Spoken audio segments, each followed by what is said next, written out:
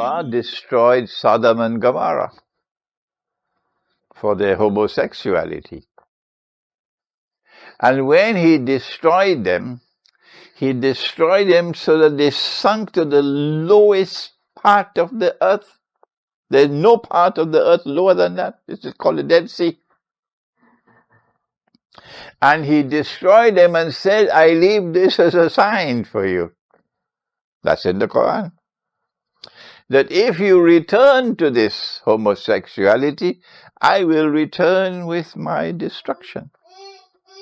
So when you see the law in the land declares that a man can marry another man and get a marriage certificate, you know that that is a city which is doomed for destruction. Doomed for destruction.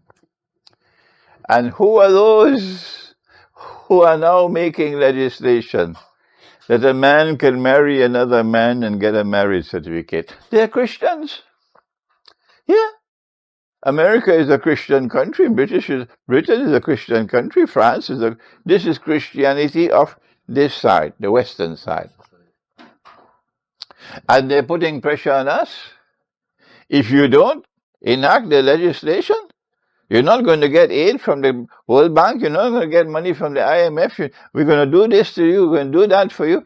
You have to make the legislation. And they started with, you know what? The age at which a girl can be married. And now the whole world has agreed with them.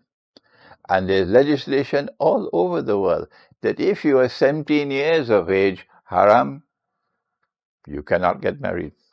So for the first time in human history, we know that all of human history that came before were all donkeys. And the only sensible people are those who are now living today. Because for thousands of years, a 17-year-old girl could get married. Even the prophets of Allah will perform the marriage ceremony. But now the new religion in this most enlightened age says, no, prohibited. She has to be 18. Well, wait. Those of you who support that legislation, wait for the day when you have to stand before Allah. Yes, wait for that day. So tomorrow they're going to force you to have legislation in your country that a man can marry a man and get a marriage certificate.